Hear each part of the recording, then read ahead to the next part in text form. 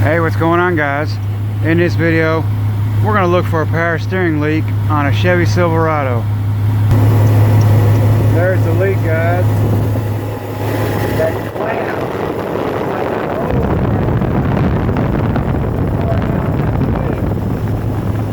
It's leaking out right there.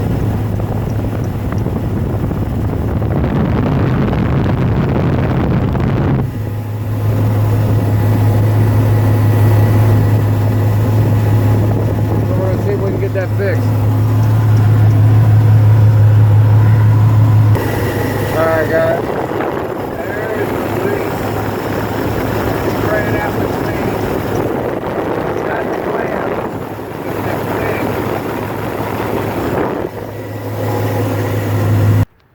thing. Alright, guys, yeah, the leak is that fitting right there. It's not that hose clamp on the line.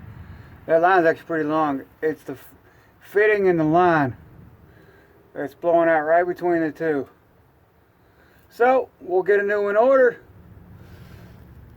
Like I said, this is on a Chevy Silverado. Hopefully y'all found this video useful. If you did, please give it a thumbs up. If you're not subscribed to the channel already, please do so.